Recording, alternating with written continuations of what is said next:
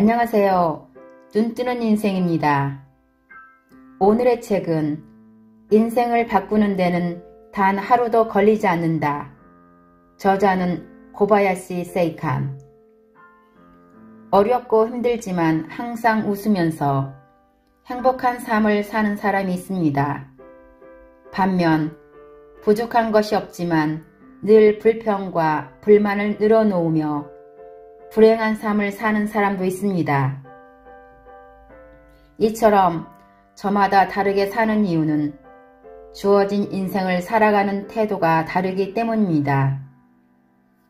이 책에서는 인생의 행복을 가져다주는 3가지 비밀을 말하고 있습니다. 인생을 원만하고 행복하게 살아갈 수 있는 방법으로 청소와 웃음 그리고 감사를 제시합니다. 저는 이 시간에 감사의 위대한 힘에서 약간을 발췌하여 낭독합니다. 이 책의 지혜로 눈뜨는 인생이 되어 행복한 삶을 사세요. 30여 년 동안 정신세계와 초능력, 초자연적인 현상을 연구해 오면서 나름대로 알게 된 것이 있다. 신은 교만한 사람을 좋아하고 교만한 사람은 싫어한다는 사실이다. 굳이 신의 영역까지 거론할 것이 없이 인간 세계도 마찬가지이다. 사회적으로 인정받은 사람, 친구가 많고 어깨에서 따르는 사람도 많은 이들은 하나같이 성품이 겸허하다. 인간관계나 교우관계가 원만하지 않은 사람은 성품이 교만해서인지도 모른다. 여기서 말하는 겸손과 교만은 일반적으로 이야기하는 것과는 의미가 조금 다르다. 겸손함이란 지금 자신이 처한 상황이나 수확이 자기 능력 덕분이 아니라 친구나 지인, 눈에 보이지 않는 존재 덕분이라고 여기는 것을 말한다. 반대로 본인 능력이나 재능, 노력으로 모든 것을 얻었다고 장담하는 사람을 교만하다라고 한다. 잘난 척하거나 우쭐거리는 태도처럼 겉으로 드러나는 문제가 아닌 기본적으로 자기 업적이나 삶의 방식을 스스로 어떻게 인식하느냐가 겸손과 교만을 판가름하는 기준이다. 첫 번째 기준은 생각 즉 마음과 관련한 부분이다. 사람은 으스대지 말아야 하고 다짜고짜 호통치지 말아야 하며 함부로 성을 내서는 안 된다. 두 번째 기준은 말이다. 늘 감사합니다 라는 말을 입에 달고 살아야 한다. 세 번째 기준은 행위이다. 앞에서 말한 것처럼 화장실을 꾸준히 청소하면 된다. 감사의 본질은 있는 그대로를 인정하고 받아들이는 것이다. 이렇게 하니 감사하고 저렇게 하니 감사하지 않다고 한다면 그 사람은 상대를 사랑하지 않는 것이다. 나도 누군가의 성질을 완전히 인정하고 감사하다고 말할 수 있을까? 정말 마음에 들지 않는 사람이 있다고 가정해보자. 그 사람이 마음에 들지 않게 행동하면 그럼 그렇지 라고 생각하게 된다. 그러면 마음이 힘들고 성가시다. 그러는 대신 그저 지금 눈앞에 있는 상대가 어떻게 행동하든 그 사람을 인정하고 수락하겠다고 마음먹으면 상대방 행동에 따라 일희일비할 일이 없다. 무엇보다 자신이 편해진다. 상대방을 바꾸기 위해 감사하다고 말하는 것보다 그 사람 자체를 좋아하고 그저 그를 수용하고 감싸주겠다고 생각할 수 있다면 그 순간부터 상대방을 포함한 모든 상황을 받아들이게 된다. 그저 인정하고 받아들이면 된다. 상대를 어떻게든 바꿔보겠다고 달려드는 대신 그저 그 사람의 모든 것을 수락하자. 자신을 그렇게 바꾸기 위해서 감사합니다를 마법 주문처럼 외워보자. 감사합니다라고 말할 수 있다는 것만으로 행복한 자신과 만날 수 있을 것이다. 오늘부터 시작하자라고 마음먹었다 해도 오늘이 바로 지금이 아니라면 아무런 의미가 없다. 4월 뒤에 시작하자. 4월 뒤부터 나를 개선해 나가면 돼 라고 생각하는 사람은 영원히 변하지 못한다. 진정 변하고 싶다면 지금 당장뿐이다. 동료 10여 명과 오스트레일리아에 갔을 때 겪은 일이다. 케언즈 그레이트 베리어 리프를 구경하고 울룰루로 향했다. 그곳에서 이틀 밤이나 머물렀는데 대평원이 너무 넓어 다 둘러볼 수 없을 정도였다. 높이가 348m, 둘레가 9.4km인 거대한 모래바위 울룰루가 드넓은 사막 한가운데에 우뚝 솟아 있었다. 일출 시간과 일몰 시간에 맞춘 관광 프로그램이 있어서 떠오르는 태양과 지는 태양을 모두 구경할 수 있었다. 그런데 도무지 이해할 수 없었다. 384m나 되는 거대한 바위가 사막 한가운데 덩그러니 솟아있다니 가이드에게 물었다. 이 바위는 정말 이론적으로 말이 안 돼요. 이상해요. 저는 당신이 하는 말을 이해할 수 없군요. 뭐라고 답해야 할지 모르겠어요. 지금까지 그렇게 질문한 관광객은 단 한 명도 없었거든요. 100번 양보해서 높이가 348m인 바위가 있는 것까지는 좋다. 그런데 왜 50m, 100m, 200m짜리 바위는 없을까? 어째서 348m짜리 바위 하나만 덜랑 서 있을까? 크고 작은 바위가 곳곳에 서 있고 그 가운데 가장 커다란 바위가 348m라면 이해할 수 있다. 하지만 이 거대한 바위 하나만 서 있다면 이상하다. 도대체 왜일까? 지질학적으로 6억 년이라는 세월이 흐르는 동안 8,000m에 달하는 산맥이 강물에 침식되고 그 뒤 지각이 변동해 모래바위 지층이 만들어지면서 그 주변이 비에 깎이는 바람에 단단한 지층만 남았다고 설명할 수 있다. 이론적으로는 틀림없는 사실이다. 그런데 그런 바위가 왜 하나뿐이냐는 말이다. 그곳에 머무는 2박 3일 내내 이상하다는 말을 되풀이했고 집에 돌아와서도 사흘 동안 그 생각이 머릿속을 떠나지 않았다. 그렇게 2, 3일쯤 지났을 때 우연히 어떤 일을 만났다. 그는 이렇게 말했다. 뇌는 이치에 맞지 않거나 불합리한 것을 절대로 인정하지 않아요.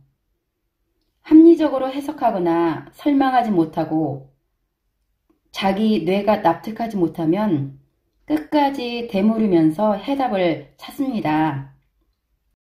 얼마 지나지 않아서 흥미롭게도 다른 사람에게 정보를 하나 얻었다. 애보리진 전설에 따르면 어느 날 밤 갑자기 신이 내려와서 그 바위를 놓고 갔다는군요. 이 얼마나 억지스럽고 이치에 맞지 않는 이야기인가. 말도 안 되고 이론적이지도 않다. 그런데 이 이야기를 듣는 순간 의지와 관계없이 아 그렇구나 하며 그토록 혼란스럽던 뇌가 완전히 평화를 되찾았다. 지질학적인 설명을 들어놓고도 신이 두고 갔다는 말에 뇌가 설득당했다. 아무래도 내 의지로 생각하고 있다는 인간적인 사고방식과 뇌의 독자적인 사고는 전혀 다른 것 같다. 뇌 멋대로 답을 찾는 듯하다. 뇌가 이제 이해했다고 납득하면 비로소 답을 찾아 헤매지 않는다는 사실을 알게 되었다. 아침에 일어나서 침대에서 나오기 전에 감사하다고 100번 말한다면 뇌는 갑자기 불안해진다. 아무 일도 없는데 왜 감사하다고 하는지 알 수 없기 때문이다. 현상에 앞서 100번이나 주문을 외우면 뇌는 감사하는 합리적인 이유를 찾아 나서기 시작한다. 커튼을 젖히는 순간 눈부신 태양빛이 들어치면 아 행복해 감사합니다 라고 말한다. 한 번이다. 그 다음에 새하얀 쌀밥에서 김이 모락모락 피어오르면 아 맛있겠다. 아침 일찍 일어나서 식사하게 해줘서 감사합니다 라고 말한다. 이제 두 번이다. 보글보글 끓는 된장찌개를 보며 된장찌개를 따뜻하게 끓여주셔서 감사합니다 라고 말하고 나토와 간장까지 차린 식탁을 보며 이렇게 맛있는 음식을 주셔서 감사합니다 라고 말한다. 감사할 일뿐이다.